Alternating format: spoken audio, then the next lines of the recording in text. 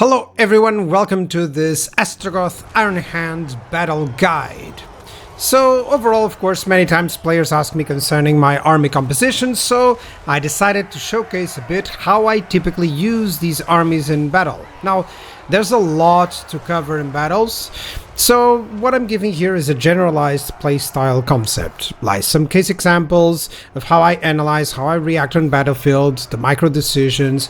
Feel free to ask about anything I did not cover, or if you have a different style as well, comment away, always keen to hear your own opinion. So what I'll be doing is I'll be doing 3 armies, examples of armies that I will use, and then showcasing them on 3 battles each, on a land battle, on a siege battle, and on an ambush battle. So let's get to it. So there, I do have to speak about the settings. This is done on custom battle because it's easier to test and it's easy to recreate. If you guys want to try out, you can do that, and you can use your own difficulty and you can adjust. You can actually select maps and try on many different situations such as ambush and sieges. And I did give the characters their unique items and mounts, but no basic items because these are gained in campaign randomly. They have their abilities though, so randomly I chose also the caster's lores.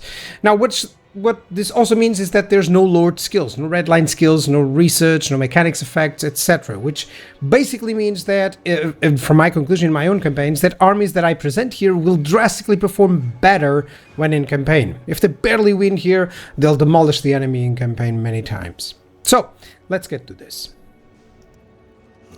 In terms of Astragoth, he can have a nice playstyle of a brutal hammer and anvil style. So he has better research rate, which means that your units will get their research upgrades much faster. He also is very good in melee. He has casualty replenishment rate, which means that basically you can afford having a little bit more casualties right from the gate. And more specifically, the ward safe, 15% for bull center render units is really good, and that's where we're going to invest a lot. So let's see, a good idea for a typical army for him is something like this, especially in the late game. So it requires tier 4 buildings, 2 to 3 buildings, depending whether you need one for the caster, 15 redline skills that you're going to be using, and of course the bolt center renders benefit from the specific Astragoth skills. It's a great land army, extremely strong flank attacks. So, jumping to the first battle to assess the difficulty. So we're gonna go against the dwarfs here. They do have some artillery and flyers, which means that we gotta negate them really fast. I have to check the characters. They're similar. They're good all around, strong and prolonged melee. The front line is great and defensive. In terms of their missiles, they're deadly. I gotta ensure that I plan to limit their firing. So now let's go to step number 2, which is to deploy. With that information, let me deploy on a staggered zigzag line that will be to diminish the effect of the enemy artillery. Okay, Lord and heroes will be between the front line and the missile troops, the fireglaves are behind, and then the bull center renders will take cover in the woods and they'll go in the flanks. This allows me to prepare a move to the enemy flank and to get ready to rush their front line. Step number 3, to decide a plan of attack. I like to state here that you have to make a simple plan in order for each unit. 1. Okay? So after checking the strength of the enemy army, the enemy artillery is far more dangerous. I need to devote some of my units to quickly dispatch them and keep them from firing. Therefore, both bull render flanks will move to create openings. I'm going to move the entire army barely within range of the enemy artillery. If they move, then I'll take the advantage and run towards the front. My front line will engage the enemy front line. If possible, I'm going to spend all missiles from my Iron Sworn, and the missiles will engage the Thunder Barges, 2 to 1. So 2 of my Fireglaves against 1 Thunder Barge. If not possible, then I'll engage anything without armor, like the Giant Slayers, for instance, are a good secondary target. Astragoth will prepare any damage spell to the enemy missiles, and my melee hero will engage either enemy heroes or lords with support or look for opportunities. So I'm going to use him as a jack of all trades, okay? So basically I'll adapt to that circumstance. I'll prepare him in that case. And the missile hero will engage the Thunder Badgers or enemy characters. And finally, step number 4 is what I'm going to focus during the battle. You have to decide a little bit this. So, first one is always keep Lord and heroes alive. Simple. I'm going to take them away through my own units if they're getting into trouble. Next one, I'm going to support my front line with my abilities or with my spells. I'm going to keep an eye on my bull renders. They're doing the big work until the infantry arrives. So the key here is that I want to not allow the enemy missile units to shoot without having pressure on them immediately. As you can see, the enemy is moving. Okay, because their artillery is moving, that's the perfect timing for me to get into range. This means that they already missed one shot or two, because as they were moving, because of the movements of my bull centers, they weren't attacking me. That's the first shot, and that's actually from the thunder barges. The artillery has yet to fire, and look how close I am to it. So what am I not going to focus? Mostly the frontline units. Once they are engaged, I'm just gonna let them be on their own, and my micro should be focused a lot on my characters and on keeping units alive. This is why you see me sometimes having the hotkeys like 1 for lords, 2 for caster hero, 3 for support hero with every single race and faction, because that helps me to solidify the 1, 2, 3, 1, 2, 3 ideas of controls. So as you can see, barely the enemy artillery has fired, which is perfect. They're just in disarray, and at this moment I already have my bull centers as planned out, seeking out any opportunities. The point here is not to kill the enemy artillery. The point here is to stop them from firing. It's not to kill the enemy missiles, it's to stop them from firing properly. And when you do that, you're already doing a lot of work. Notice how my front line has arrived. Almost like what? 2, 3 shots maybe they got? Not even that. And then I see an opening, for instance, for my melee hero. I'm going to send it against some of the Iron Drakes. That's perfect. Astragoth is going to go after Thorgrim there, which is cool. And the Fire Glaives are now going to attack the Thunder Barges because they are in range. And that's a perfect target for them. There's no line of sight issues when firing against the ones on the top. So flyers, I'm going to attack with my missiles. I'm going to watch for the anti-large, pinning my cavalry, and I'm going to keep the focus also on my lord and heroes here. Notice how the enemy missiles are completely in disarray. They're not organized enough to focus fire any important targets, which is perfect. That's exactly what I wanted. So overall, the Thunder Barges are doing a lot of damage to my bull centers. This is where the 15% ward save would come in handy. It isn't applied here because this is a custom battle, but I want you to imagine that. That's 15% less damage already from them. That would mean that they wouldn't rout us easily. They would stay in battle a little bit longer. They would kill some of the targets a little bit longer. You see the point that I'm making? That's why when you're addressing these custom battles, don't feel afraid that you're saying, oh, this is not going to work. Yes, it will. Trust me. So Thunder Barges, as you can see, they're almost dead. That's kind of like the primary target, the Thunder Barges and the artillery. And that's already 5 units that I took away by losing what? Maybe 3 units of bull centers are not in combat shape. That's good. That's a good outcome. Also, one of the key things that I keep mentioning is to keep the lord and heroes alive, right? Well, I actually wanted this battle to showcase how I didn't do that. You know, I missed the fight with the Slayer hero as I was managing the bull centers, you know. But still, his lord is about to be destroyed, which is perfect. And that means, of course, that their leadership, as you can see, is going severely down. Not on the giant slayers, which are unbreakable, which is a problem, but on everything else. Even on the iron breakers, they are starting to sometimes waver. They are starting to lose their combat prowess. So overall, you can play even against the dwarfs on a sort of idea to try and lower their leadership. And in this case, all that I'm doing now, and I want you to focus on this, is that I'm focusing on my bull centers and my characters. And on the infantry, I just am ensuring, hey, do you have a good matchup? Good. Then I'll leave them alone. That's all. Of course, I'll cast some spells with Astragoth. In that case, getting that nice spell to debuff to get them all with a nice fire damage weakness. Most of my units have fire damage, especially the Fire Glaives. So that's exactly what I wanted there. But overall, battle is going really well. the only reason why the enemy is still here is because they do have unbreakable units. Both the Slayers have this characteristic. It helps because they have so many unbreakable units. It helps them to achieve a higher combat prowess, so they're not going to run away so fast. Okay, but overall, it's still deadly. There's army losses. They have it, and only the unbreakable units are alive. And this is a good moment for me, or would be a good moment for me, to just rely on my fire glaives. What I didn't do here is something that I want you to do, which is to retreat your units if possible, let your missile units finish off the very low armor giant slayers, the very low armor slayer lords or heroes, you know. That's something that you should try to do on your own. But overall, this is a very good example of a hammer and anvil army that can deal even, as you can see, with a very high-end dwarf army. And you're going to face them off, especially if you have the end game on, but you're going to face them off and they will have a terrifying power against you, but you can manage.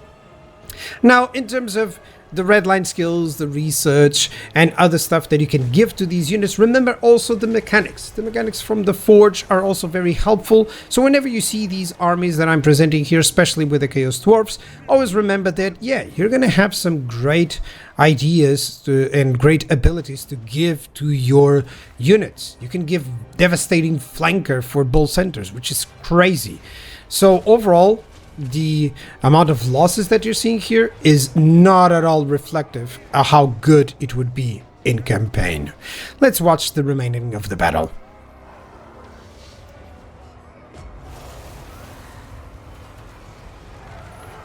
Yeah, this is a good example. Those Infernal Ironsworn, they would be finished up in the last part of the battle.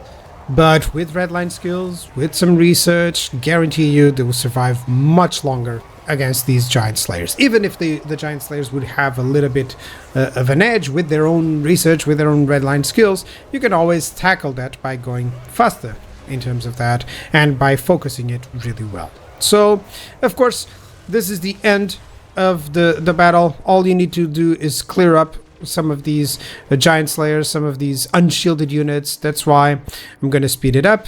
And let's jump to the next battle, which is an ambush against exactly the same army. I want to talk about how I would approach it. So on ambush, the thunder barges and the giant slayers become quite powerful. Enemy missiles should be dealt with very easily, and the characters are good, but they are vulnerable from the front. So how I'm going to deploy? My front line is going to deploy to attack the enemy front line, aiming to charge the enemy melee units. The missile units will focus the thunder barges. The bull renders will attack enemy missiles, artillery, and I'm going to have a few engage the enemy lower than heroes, but be careful with the anti-large, the slayers there. And Astragoth and melee hero attack enemy characters, while Astragoth will prepare any damage spell. So let's jump to what I would focus during the battle. So as always, keep the lord and heroes alive. I can retreat them in the direction of my own units to avoid them getting entangled. See how the thunder barges get immediately crushed. That's like not even close. I'm going to destroy the enemy missiles and thunder barges really fast. That's something you gotta make sure you do it. I'm going to reassign the missiles after. I'm going to watch my front line, just make sure that they are not dying fast enough. Dwarves are not known to dishing out damage too fast with their own infantry units, but the slayers can cause some trouble, and the iron breakers with their charges as well. I'm going to check the enemy lord as well. As soon as possible, I'm going to divert units to finish him off for the morale penalty. As you can see there, I sent them the bull centers. I sent them my melee hero. I can see that he's going down pretty fast. So that's where I waited. Astragoth went for the other characters. Remember, in these battles, characters are quite key. What I'm not focusing once more at the front line. One order to attack was enough. Once sent, I'm just going to check if there's idle units or if I need to react to something. And this is a very good point in the battle to reassess. Enemy lord is nearly dead. Are the heroes engaged? Are they causing damage? They are. Astragoth, for instance, I might have to retreat him. I'm trying to re-engage, as I've said before, with my missiles, but it's not being easy because line of sight, because my own units are on the way, so I gotta be careful with that, you know? If I would have done this battle again, I would have redeployed those frontline units engaging the Slayers to allow my Fireglaves to fire them more effectively. I'm allowing some units to chase around, but I'm not too concerned about it. Once the characters are gone, most of the enemy army is gonna rout, because they're so low compared to my own units. Look at the amount of health overall that I have compared to the enemy. If my heroes and lord remain healthy enough, I can definitely do this without any issue. And suddenly, everyone is on army losses, and only the unbreakable units are here. This is where, again, I should have retreated my frontline units, I should have retreated my hero and bull centers to allow the Fireglaves to fire. So that's something that I want to talk about, is when you're progressing in a campaign, I want you to reassess these battles, to realize, hey, this is what I should be doing, you know, and to plan that out for the next battle. If I was going to now play a campaign with Astragoth, I'll be sure to realize, hey, the enemy has some unbreakable units.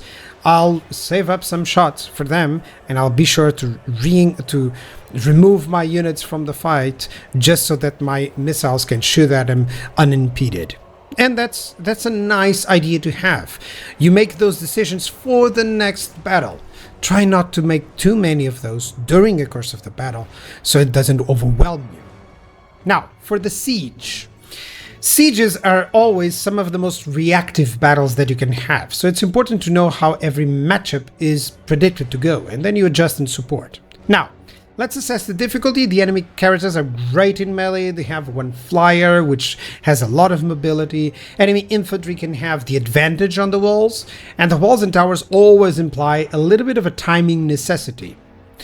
So, as I deploy, I'll have my towers deal with the damage dealers. So, I'll have with my damage dealers, I'll send them in against the enemy damage dealers. My missiles will close up. They can have some wall targets, but I'll refocus the flyer if I can. That's their main idea. I'm going to engage the gates with the ram and the other one with characters. And I have one set of cavalry just on the other side of the map to split some enemy forces, just as a decoy. And then the caster can use any damage spell if the occasion shows up. So as you can see, the decoy was successful. I'm going to send my bull centers back because it will take them much less time than the enemy, which is perfect. And the enemy walls have mainly the archers, the black orcs. I can deal with those. Let's fight the battle. So overall, the enemy archer units really shouldn't do too much damage, not against this sort of army that I have. The main targets for them will be anything that doesn't have shields. So my bull center renders, they might suffer some damage, but overall not before I actually get in position, which is precisely, as you can see, what I'm doing here.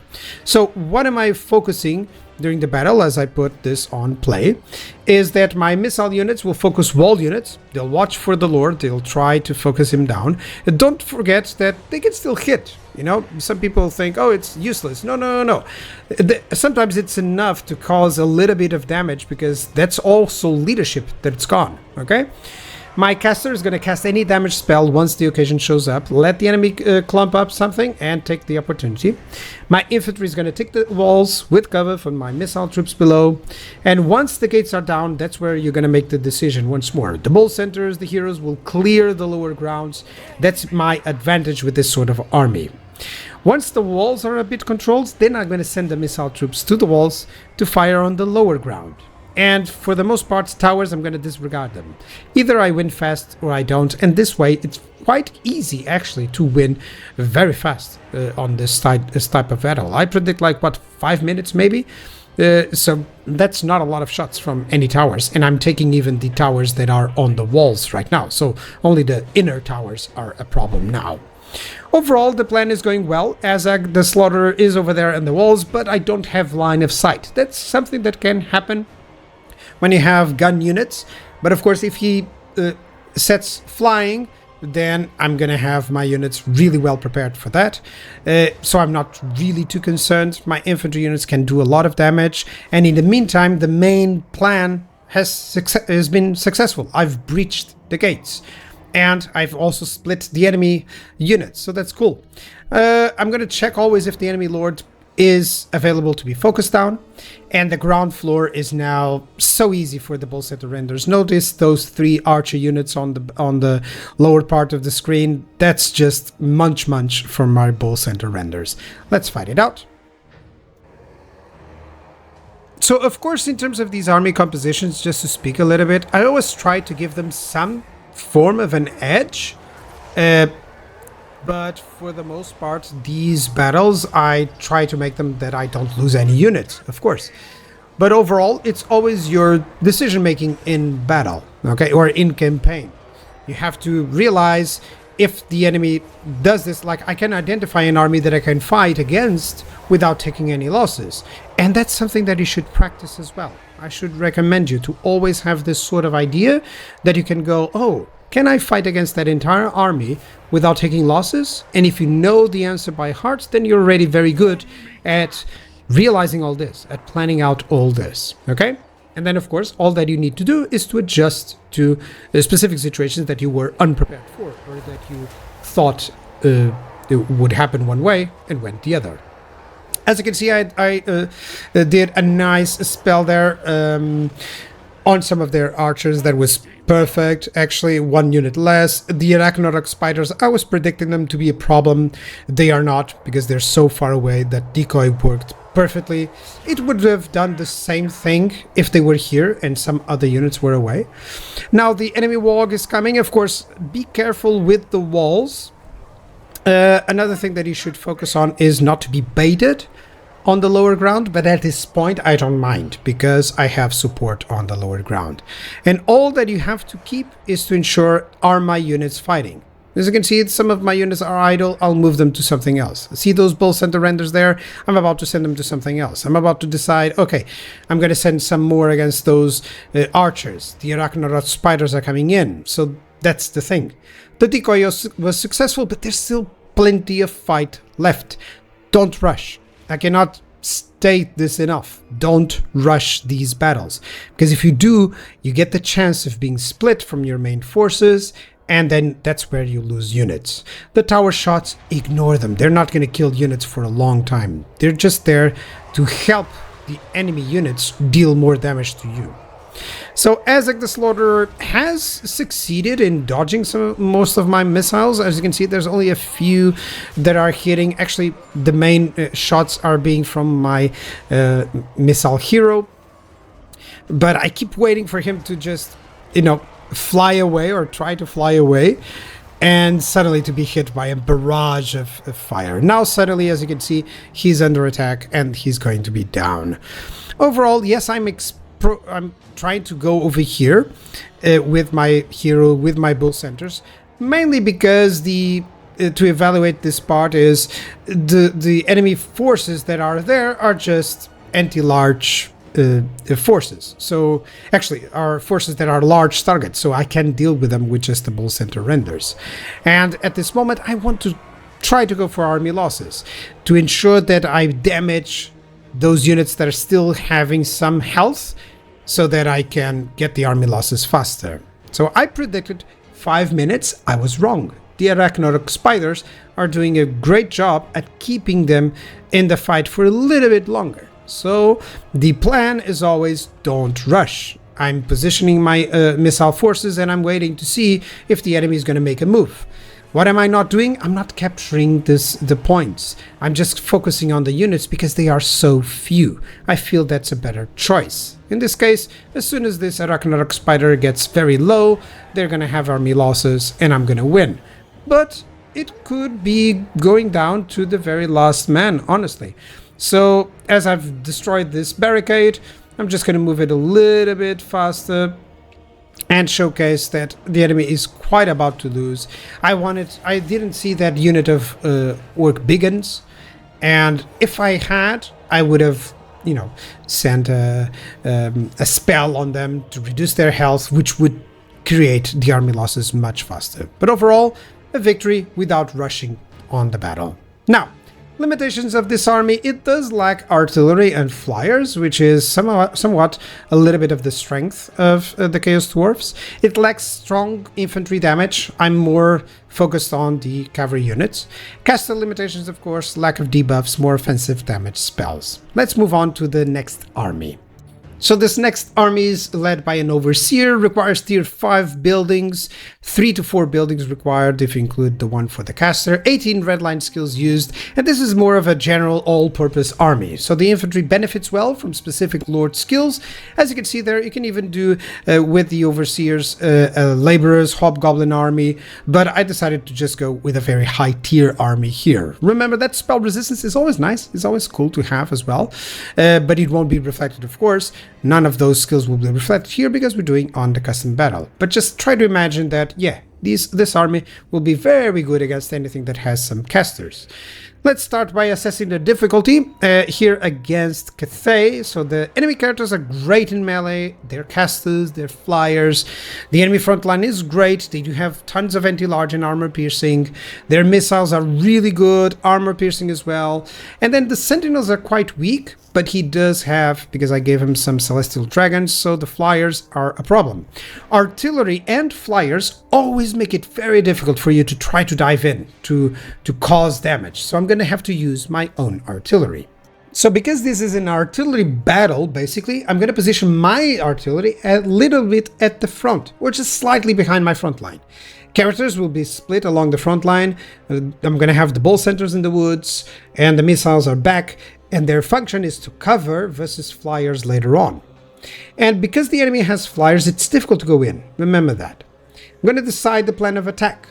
Checking the strength of the enemy, I gotta get rid of their artillery. So my artillery is in range, theirs is not. This is a success. And once the enemy artillery moves in range, that's when I'm going to move forward. So this helps avoid some enemy missiles while mine are continuously firing. And you're going to see the influence of that. I'm going to reserve my ball center renders for the right timing to actually encircle and go after the enemy missiles and artillery. And of course, caster is going to prepare damage spells, and lord and hero are going to wait to engage any enemy single entities. Just like I always said, a simple plan for each unit. One. Okay? I know that it seems like I'm talking a lot, but all that I'm saying is just that, a simple plan for each unit. My missiles will hit the enemy flyers if they show up, nothing else. You know, my artillery is just going to bombard them, waiting to see if they are going to close up. That's it. My bull centers are waiting, and I'm just going to send a caster, if it's possible, to just do a little bit of damage on that artillery. Even if I would just cast, you know, a fireball or something like that, that would be very good. Okay? As you can see, of course, Dreadquake mortars, as you can see, they absolutely demolish the enemy. You should take advantage of that. But I want you to think how this is done because of the assess the difficulty. I've assessed that they have artillery, I have artillery. I'm going to have to deploy at the front so that I can do this. And the enemy suddenly realizes, what am I doing? I can't wait for this. I have to move forward. As they move forward, that's when I move forward too. That's when my front line and my missiles without the artillery should move. So overall, I'm going to select them. I'm going to tell them to move. If possible, you can time this. This is very difficult. If possible, time this right about when they are firing, so that they'll try to miss out some shots. You see the idea? So they'll plan the shot, and suddenly they'll be like, oh, they're going to miss out some of your units because they were moving. See the point? So overall, enemy is kind of in disarray. He doesn't have, like, what, 3 enemy missiles there. And I'm starting to attack the enemy artillery. Most of it is just trying to see if I can hit some of the artillery guns. So if I can finish off, like, instead of him having 4 units, he'll have 3. But I'm not seeing too much damage done by my artillery to theirs. So I'm sending in a fireball. That's it. And as you can see, the enemy is trying to attack with their own artillery, but not to the same effect as mine. That's why you have a staggered line. See that those fire rain rockets didn't do too much. And now it's the best time. My bull center see that opening, Go for it. There's an opening there. Nothing that he can do against them. Even if you would use the flyers against them, that's good, because that would buy me time for my artillery to keep firing. So always have that idea. And now there's one enemy hero here, which is going to get focus fired like hell. You're going to see how fast it's going to drop. And that's the focus during the battle. So as typically, keep your lord and heroes out of harm's way. Use their abilities very soon. Okay, I'm going to focus the attention on the enemy flyers and on the enemy artillery. Everything else, I'm not even paying attention. I didn't even see where the sentinels were. I didn't even see where the missiles were. All that I'm doing is focusing, oh, enemy artillery is now dropping. I'm going to refocus on the enemy missiles, okay? But overall, enemy flying entities are all under attack by my missiles. My infantry can deal some damage to them, of course. But that's the case. That is the case. Enemy artillery is still firing. I'm just sending in my bull centers, as you can see there. They're about to reach, which is perfect. I sent in my melee hero to deal with the sentinel just to avoid him reaching my infantry and maybe going on the back line. And once more, I'm focusing down the enemy flyers with my missile units. And that's it. Look how fast Miao Ying is falling. So because those bull centers reach there's one bull center dealing with the sentinel because they are anti-large. I've shifted some of the damage from the artillery to the enemy missile troops, mainly because I want to avoid damage, of course. That's a whiffed cast, by the way, a bombardment spell, but it also bought time. It bought time. Sometimes the spell can do the effect of because of that, and that's a victory. You know, I bought the time necessary to finish up the enemy. What about an ambush battle? Let's see to it. So instead of the typical take, here's a different one. I'm gonna just attack the enemy artillery. That's it. And because of my artillery, I can take a position away from the enemy to just devastate them as they come in. I can do the same thing. So the enemy characters and the flyers are quite dangerous. That's the assessment. That's the one. Those are the ones that can do the damage, because the infantry is not going to reach in time before they are, attacked by my artillery. So if I deal with the enemy artillery, he has to come in, and he doesn't have a rush army. That's the idea. Let's go. So I just deployed on their back, frontline staggered, missile infantry behind, and the artillery is on a high ground that is just going to start mowing down everything. And my bull centers are prepared in position to quickly attack the artillery. I don't need to destroy them, mind you. Just a quick charge and leave. Look at that, I'm already suffering damage. Let's get back to it. I don't need that, okay? And that's fine, because the enemy artillery, all it needs is to not fire. I've planned out a little bit of a caster there, just a nice flamestorm. If you have any vortex style spells, that works, of course. I could use burning head as well, but I felt that the flamestorm will do more damage. And I've baited some of the enemy flyers, and look how fast they are dying with the fire glaives. It's just perfect. Overall, this is good. Like, that's why I take the other steps, because this is just executing the plan. It's not about thinking. I'm not reacting anything here. I'm literally just saying this is exactly as according to plan. I'm going to bait out the enemy flyers, take out the enemy artillery, retreat my bull centers to my line, and just wait out and do damage with my artillery. And here it is happening. So this helps tremendously with your micro. Let's assess. This is a good timing. The enemy artillery is taken out. Bull centers have retreated. There's a huge kill box for my artillery, and the enemy flyers are engaging alone.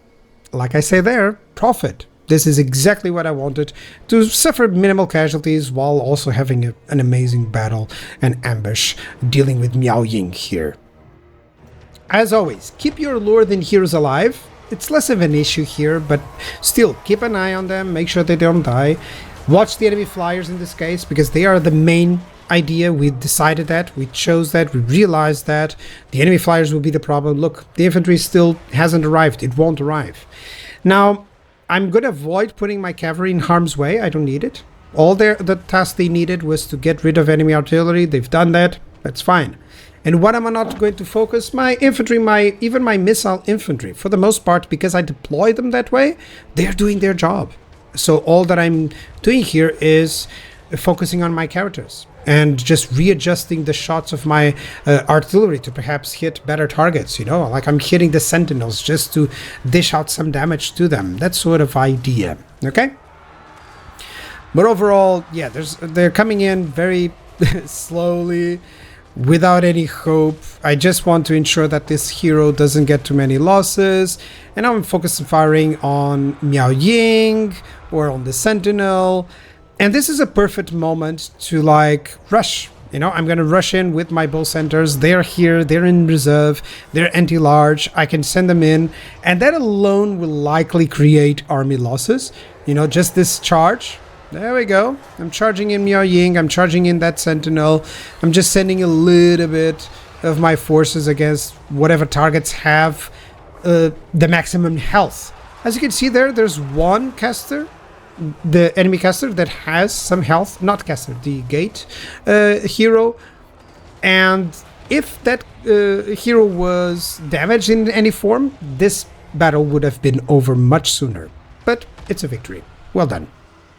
Now to the siege. So let's fight Imrik, shall we? Now, characters are more powerful in melee. They have casting, they are flyers. The front line is great. There's some anti-large to deal with my bow centers. I gotta be careful. Missiles are great. They're armor piercing. They have magical damage. I gotta be careful as well.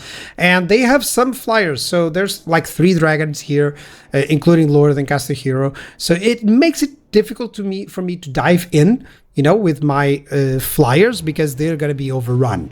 So that's the thought process that I want you to have. Enemy has plenty of effective missile units, plenty of good front line. They have worse cavalry here.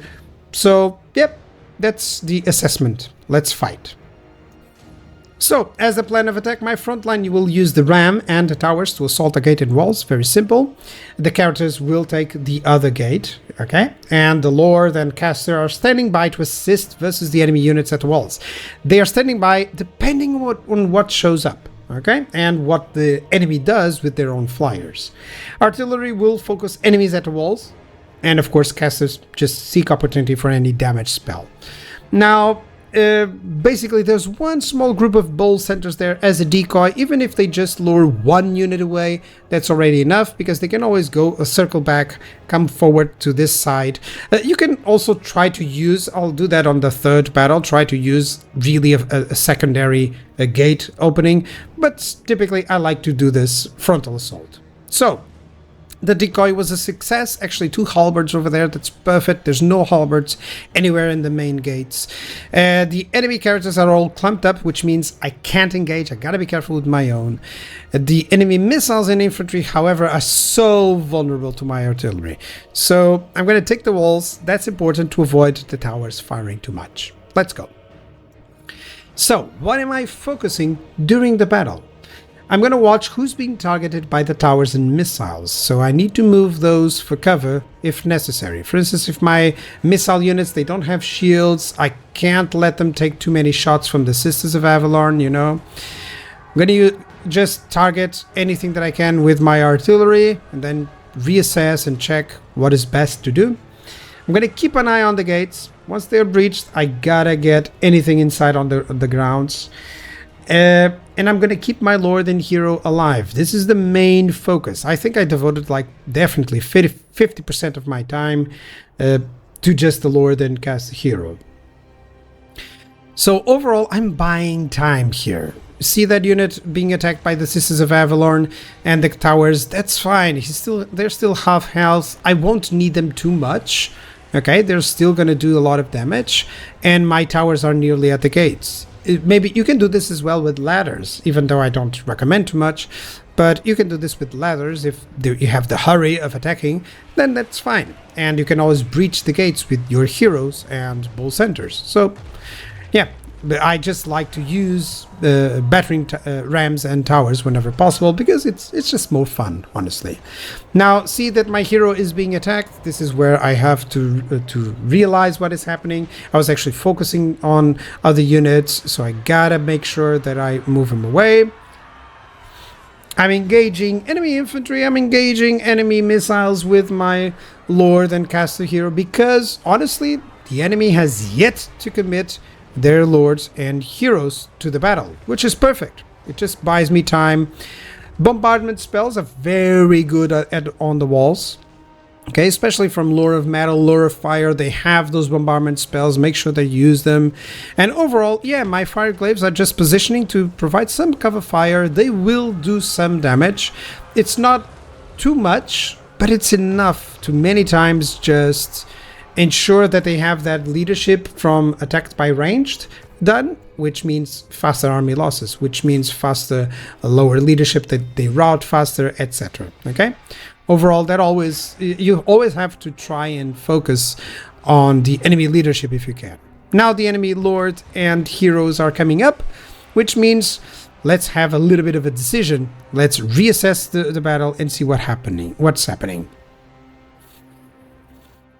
So I gotta watch for those enemy characters. Look how that initial decoy, how successful it was. And once the walls are taken, they're about to be taken, gates are open, I'm going to seek the targets with my bull centers, but don't rush, because the enemy characters can, and with those Phoenix Guards and with the enemy cavalry, they can do some damage. So your task here is not to lose units without the need. So let them come to you. I'm going to organize at the walls. Okay, I'm going to send my missile troops. You can see there's a wall section that I can send my missile troops there, which precisely is what I want to do. And I just want to make sure that everyone is in a good spot to attack. Most of the battle should go on those lower grounds. Let's find it out. So this is a big deal where I'm kind of being baited to the low ground there with my lord, with my hero. I gotta be careful with that. So the enemy flyers, if they would gank on that hero, I would be very much in trouble. But I can see that they're kind of undecided, so that's exactly what I want from them. So I can just land them here. They're supported by my melee hero, by my bull centers, so if Imric wants to dive on that caster, I can kind of use him as bait. So, yeah. I'm sending him in to chase off some routing units, precisely to see what the enemy dragons are going to do, because they have yet to engage. My artillery are just firing on any targets that I can find. Bull centers are joining in the fight here now at the second gate. Enemy dragons are engaging, but because they're not going after the enemy, my hero and my lord, I'm perfectly fine. Okay, and now it's just who is going to fight whom. Okay, I can see the star dragon, he's coming in. That's infantry, yeah, but he's not going to deal with that infantry unit too fast, so that's cool. That's good for me. That's exactly what I want from him. I gotta be careful with friendly fire, by the way. One thing that I'm not doing is targeting the enemy heroes or enemy single entities with my artillery. That's mostly because they're quite mobile. I do not believe that would be a good target, so I reserve those for infantry in this moment. If they would be more cumbersome, like sentinels for instance, that would be nice. That's a massive bombardment spell which causes a lot of damage. This can happen, but you cannot predict where he's going to send out. Unless it's like you're fighting Ikit and you know he has Doom Rockets, you really can't predict a lot of these things. So, enemy single entities are attacking my front lines. Basically, that's exactly what I want from them. And my missiles are deployed at the walls. So, I'm planning that they are going to attack me at the walls. And this is a good example of something unpredictable from the AI. Actually, I didn't expect what they are going to do here. Now, Imric is a very slow for a dragon target, you know, so I'm sending my artillery against them, and now I realized, oh, he's gonna counterattack my artillery. That's a good move from the AI. I mean, I would do this if I was on the defensive. Battle is lost, I'm gonna take whatever I can. I'm gonna defeat whatever units I can, so yeah, I would likely gank on the enemy artillery. So I'm sending in all bull centers and my single entities to deal with this, and I'm sending the artillery to the front I'm gonna ignore whatever targets they have just because I just want them to survive, and I want them to have to chase me into my units. As you can see, both centers are showing up. My single entities are showing up as well. Don't feel afraid of engaging, even if you have lower health on your single entities. Just ensure that you can, that you don't get ganked by 3 or more. But overall, yeah, everything is going well. Main battle is done. That Phoenix God is irrelevant, honestly. This would be as soon as I deal. Notice that I'm actually firing from the walls to this side. Look at how much damage they have dealt there. So Imrik is still a problem. Don't rush when it's these massive targets like the great duelists like Kolek, like Imrik, like even Archeon. Don't rush it. If you have missile troops, just lower them down a little bit, and soon I can just engage a little bit with them. I think I'm gonna even land the flyers. Yeah, there we go. And Imrik can't do everything alone, so that's a victory. That's a nice battle and a good example of what can happen that is unpredictable. So, limitations of this: it lacks damage dealing infantry. I kind of need a little bit more frontline focus, so I don't go for the damage dealing, but you can do it if you prefer. Artillery versus artillery battles are always very difficult to plan out. You've seen how I planned it out, but it can backfire if they have more range. It can be poor if surrounded, if they have like even a small army reinforcing. Gotta be careful with that. And it has some caster limitations, of course, mostly in terms of debuffs and damage.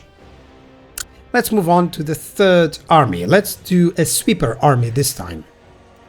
So this is a Sorcerer Prophet army. It's a balanced army, 15 redline skills, and it has only tier 3 buildings required, only 3 military buildings. The main idea of this is that it's very fast to get this army on the campaign. It uses lower quality units, but it's perfect for like a support sweeper army or just an early army composition. And then has this combination, the Lamasu with the Kadai, to benefit their physical resistance. Lamasu deny magical attacks on a very near vicinity, so you have to combine them. But yeah, that's a good combo that I'll always like to use. And there's a kind of magic micro heavy, because you have the skills, the abilities from the Lamasu, and then double casters, so you gotta be careful with that. But it still provides you with some interesting ideas. So, as always, let's assess the difficulty. Let's fight my utmost hated enemy, the Wood Elves. So the characters are kind of even in terms of range, melee power. They have some Forest Dragon there. The front line is great. It has some anti-large, so I can't just engage the front line, They're kind of vulnerable to missiles, so I have to exploit that. And the fact that the 3 units are just super tanky means I kind of have to move around them, Missiles are great. They are armor piercing. They'll be hidden as well. Flanks, they do have the mobility. They can cause trouble. Their cavalry really goes very wide, so I gotta account for it. I don't have as fast units, so I have to account for it. Let's fight the battle. So to deploy just a zigzag staggered line, I always like to do that. It's good against nearly everything, really. Front units have shields, the back ones do not. Notice that idea. And of course, ensure that you leave some gaps, because the blunderbusses may need that to shoot. Now, missiles behind, and the main focus is going to be the enemy cavalry or flyers. So anything that is fast also means that they're going to be next to you really fast. So that's what you should focus on. Don't try to go for the enemy infantry. It's at least not with this army composition. And flanks, 1 Lamasu, 2 Kadai units, just to deal with the enemy cavalry. They can do it, even though it's not the best idea. They can still do a lot of damage and surprise the enemy. So let's decide the plan of attack depending on where they deploy. I always say this. That's the step 3. So the strength and weakness actually is the positioning. That's their strength. So time for some bait. Look for a better position. You gotta attack. If I attack straight up on that red line that you see there, that red arrow, it seems more troublesome. There's higher elevation, there's some trees. I don't like it. Look for open spaces, because you're not an AI. You're going to see less because of trees, unlike the AI. So just don't give them that advantage. So the range units are also hidden, and I gotta be careful also with the enemy cavalry. They can outflank, so as I deploy ahead, I have to look out if they are, trying to encircle me, if the enemy cavalry moves to a hidden position or something like that. So don't just move and stop watching the enemy. Watch the enemy.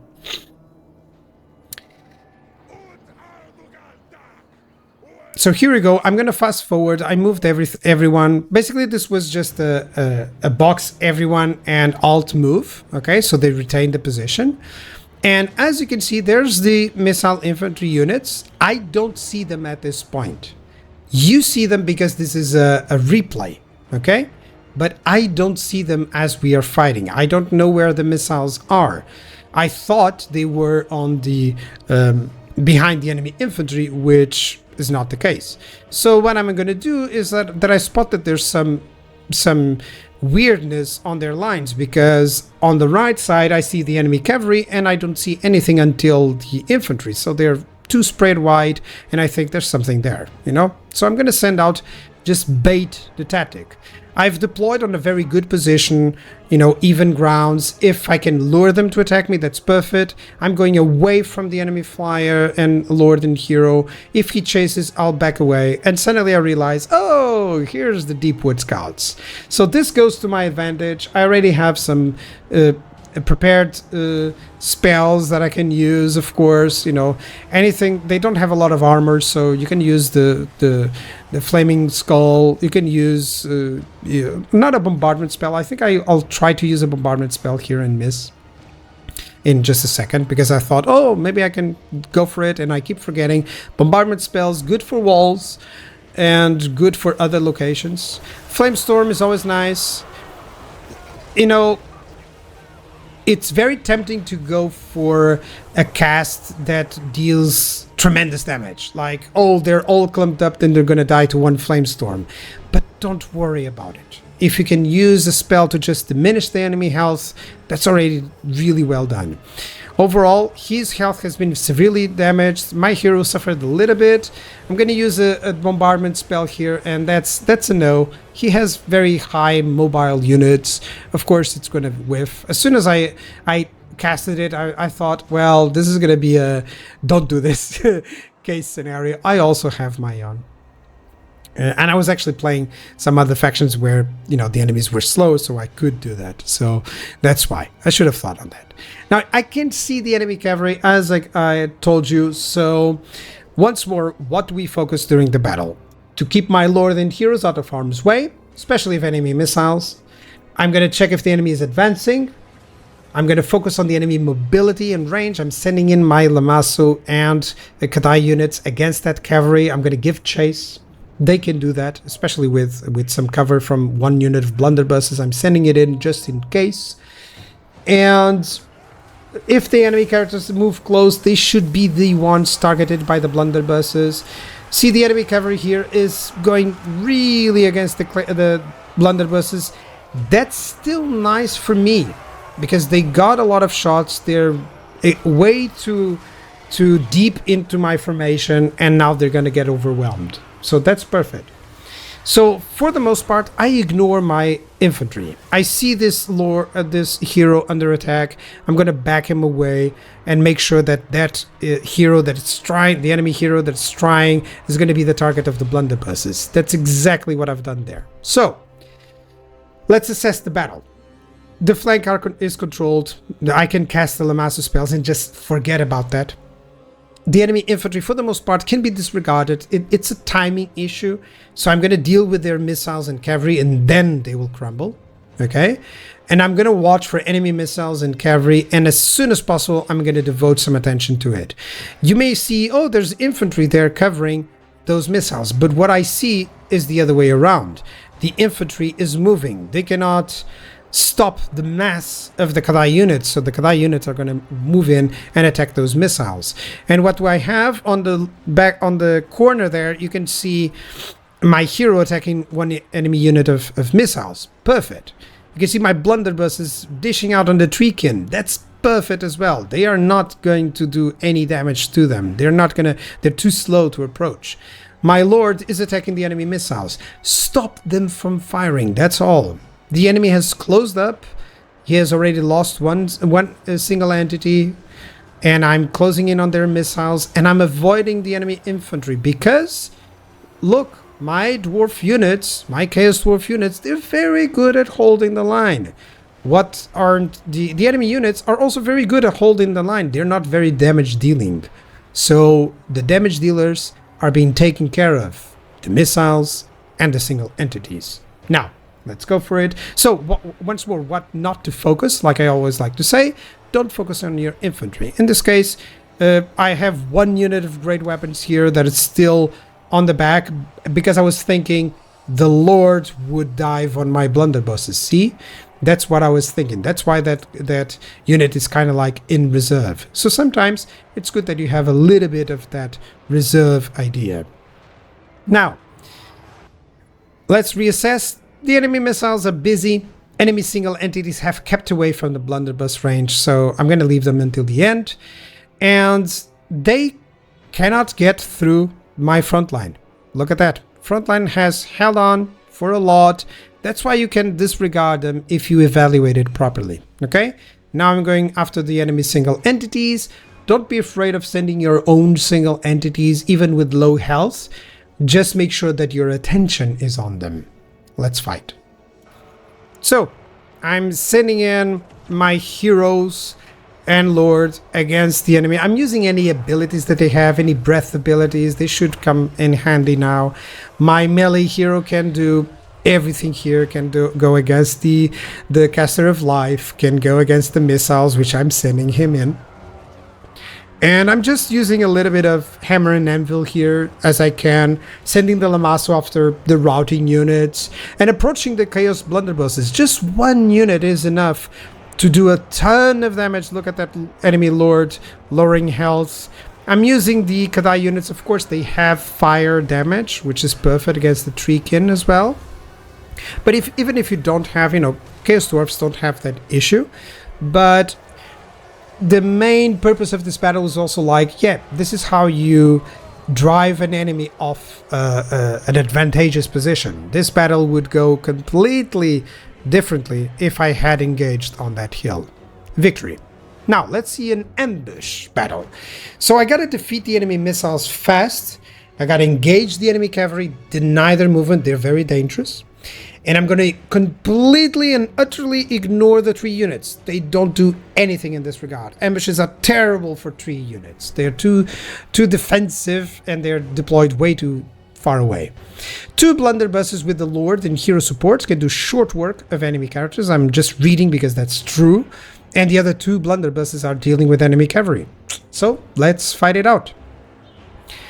And it's always difficult to attack with everything. Right? That's why I group up and I group attack. If you don't know how to do that, you just lock the group, and then when you tell them to attack, they attack each a different enemy, which is perfect for these situations. Enemy cavalry can't deal with those Chaos Warriors enough. The Treekin can go through, but they won't take too long. And watch that Glade Lord dying. So I haven't even sent my Lord and hero because I'm waiting. I'm waiting to see what is the main advantage here. I'm waiting to see for an opening for a cast and see that flamestorm on the enemy cavalry. That's precisely what I wanted. Just ensure that I slowly diminish their numbers. It doesn't do a lot of damage to these guys, to large entities, but it's still some damage that I can do, and especially fire damage. Those Treekin, they do take a little bit extra. And here's a position where you have to kind of pause and think. So always in ambush battles, watch out for enemies regrouping. And I have to use fast units to attack the enemy fast units. Remember, we decided in the beginning that on the ambush, the cavalry was going to give us a trouble. Keep an eye on the enemy cavalry. What am I disregarding? The enemy missiles, because I dealt with them fast, and the enemy Treekin, because I decided they are not to be dealt with. So overall, sending the Flyer Lord against the cavalry, yes, that's fine, that's enough actually to deal with them. Just some fire support, and suddenly they're down. I'm also doing the enfeebling foe to reduce their damage with my Lamassu. I can send the Lamassu and just weaken whoever is doing damage. That's also a nice idea with the Lamassu, which is to just weaken the enemy single entities or the enemy's powerful damage dealers. Okay. And as always, infantry. Have I dealt any other mission for them? Any other order? No. I send them in and I forgot about them. That's it. Don't focus too much on your infantry. They're not the basis of this army. They're there to soak the enemy. And yes, you can see that this cavalry unit is dealing some damage, but they're too low on entities. They're too low on health to do anything. All that I'm doing is just repositioning my troops to do some damage. And then yes, there's the approach of the enemy. He's trying to sum up something, but I've dealt with most of their forces. They're gonna rout. So even if they weren't, you can just dish out enough damage to do that. Now, for the siege, I decided, let's assess the difficulty. I decided to go against the Lizardmen. So characters are very powerful. They have some range too. And their large dinosaurs can still be a problem if I don't have exactly bold centers to deal with them. Okay. Frontline is great. They have a mix of anti-large, anti-infantry. The missiles are good. They have poison, which can be so surprising when skirmishing. I kid you not. These guys, they can... If you don't have like flying entities, if you have flying entities and you think you can send them against the chameleon skinks, forget about it. They're gonna get crushed. Trust me. The poison makes them so slow that they cannot close in and they're gonna get crushed. So let's split some forces. So the melee hero, one group of that Kadai Lamassu is a decoy. I'm gonna wait for a proper timing to attack, and I can always reinforce if I see an opening. I can always reinforce with one of the flying lord or hero, to go to that flank, to go to that position. The battering ram will attack the first gate. Siege towers take the walls with the great weapon units. Blunderbusses are going to approach the walls, and you can try, because of the layout, you can try to get them to shoot in the wall corners. They have better aim there. Okay. And the Lord and of course the other caster will use their breath attacks and damage spells to drive off skirmishes from the walls. Now, there's the best angle for the blunderbuss, so as you can see there, follow that arrow, those corners at the walls. The decoy was an amazing success, plenty of enemy units away, so that's good. I'm just gonna wait for them to try to send those to the main force, and then I'll deal with whatever's left on that flank. Notice that the enemy has a tower, but there's no units there because that's where the chameleon skinks are. So sometimes you can see what the enemy has and can realize, oh yeah, he has the hidden units there. Always account for those hidden units. That's what you see on the assess. Chameleon skinks, they're hidden when they're idle, so be careful with that.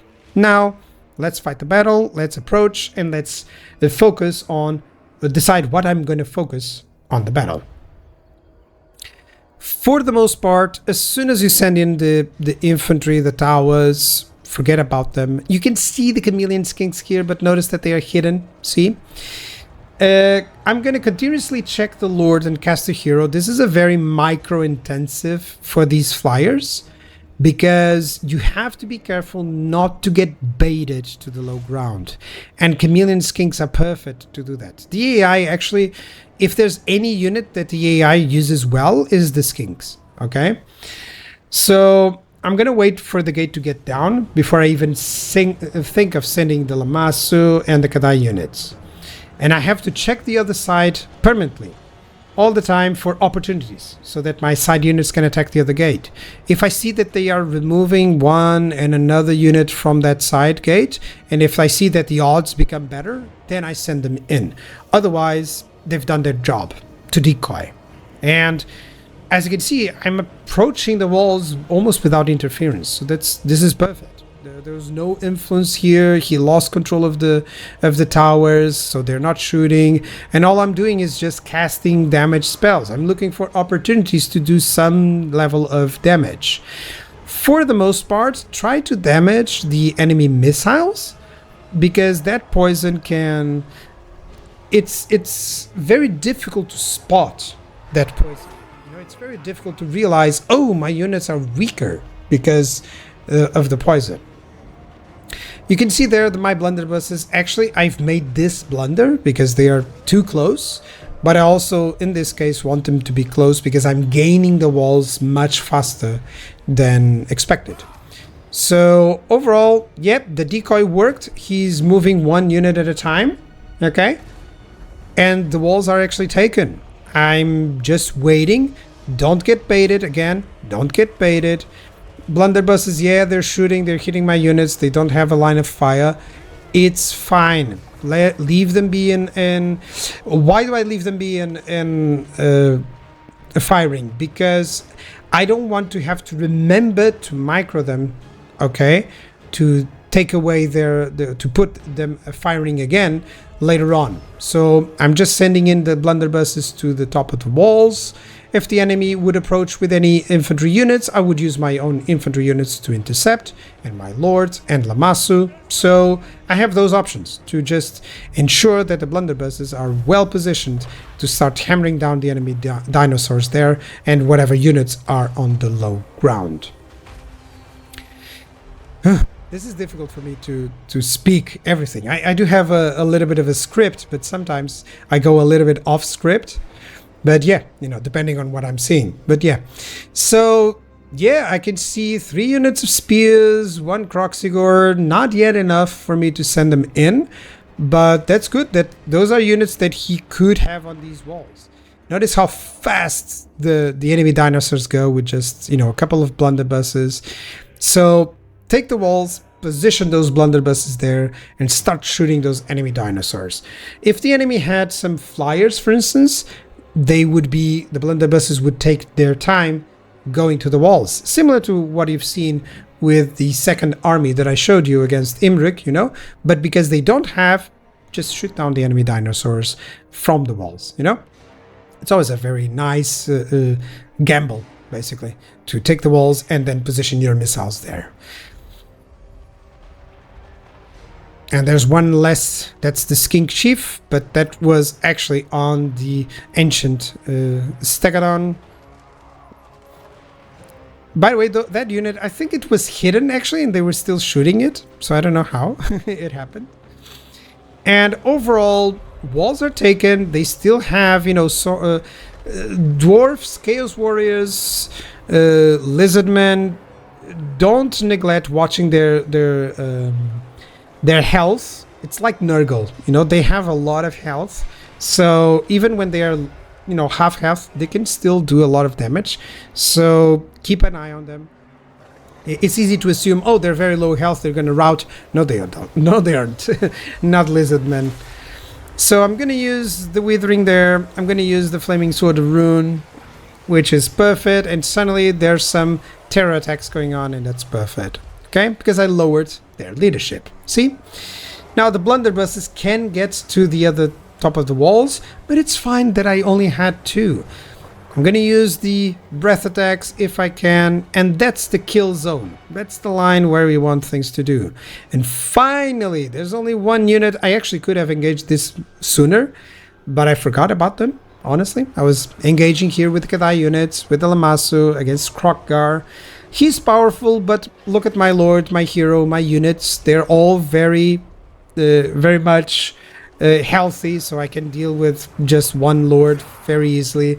Don't rush. Don't try to just get too many units surrounding them, okay? Surrounding these powerful melee lords. They're fighting the Kadai units. Let them take some damage. You know, reinforce them with spells. You know, just ensure that they have some good damage there going. There's some Chaos Dwarf warriors soaking a little bit from them. You know, if he attacks the Chaos Dwarf warriors, he doesn't attack the Lamassu, so that's good. And overall, I casted the Plague of Rust. Let's reduce his armor. He's casting his physical resistance. That's fine. Just ensure that he's lowering a little bit. Let them fight. Sometimes people try to rush. Oh, I have to eliminate him fast. And I'm like, no. Just let them take some damage. You've made the decision of sending those units in. Of course, I can send my units in now, but too many and they cannot hit. So suddenly your units are fighting against each other to try and hit that target. So I just dived with my Lord and Hero precisely to do some damage with a charge, of course. And yep, my blunderbusses are giving cover. I can move my infantry to the low ground and prepare that line that I told you about. There's still some units from the enemy that are coming in. I am engaging the gate here. As soon as I take it, I'll go against that enemy unit there. What am I not doing? I'm not going for capture points, not with this sort of idea. Okay, the enemy will keep trying to force you out of their walls, okay? And that's what you exploit. I'm going to create that I've written, a kill zone right there, the area after the walls. I'm going to have to be careful with friendly fire, of course. And the casters, they can do a lot of damage here because they can give some general buffs to my troops to win the fights, and they can dive into any enemies to just do a little bit of damage. What I don't want you to do is to rush, to just send in the flying lords against those chameleon skinks that you see in the distance. No. Chameleon skinks, they can reduce your speed severely and then suddenly, and reduce your damage, and then suddenly your Lord and Hero are dying, and you're gonna say, what is happening? Trust me, too many times has that happened to me. You know, Chameleon Skinks, really good skirmisher units. They are about one of the best skirmisher in the game because they create the poison, enemy is slow, they keep firing while moving, and suddenly you go like, oh, I shouldn't be chasing these guys, should I? So no, they're perfect against enemy flyers. Right now, yes, enemy has dinos, but look, enemy lord has died. All the big dinosaur lords have died except the Oracle. I'm sending in the Lamassu against that unit of Soar Spears because they're not going to kill him too fast. And I just want to see if I can get the army losses faster, you know, by damaging a little bit. Every single unit, if they are damaged, army losses kicks in much faster. A nice flaming head here. As always, go for those weaker armor units. Basically, that's what I like to use with this. And that flaming head actually comes back and does a lot of damage. That's always nice because it bounces off walls. And now I'm trying to use my lords to attack that skink oracle, which is good. You know, I have a little bit of a clump up here, which I shouldn't. That's a bad take on me. Okay, take on me. But basically that clump up of units, I should have moved them away and just waited for the blunderbusses to attack. But I was trying to create that army losses, so I was rushing a little bit there in the lower ground, and I shouldn't. These are lizardmen. They have high leadership, high armor, high health, so don't count on it too much.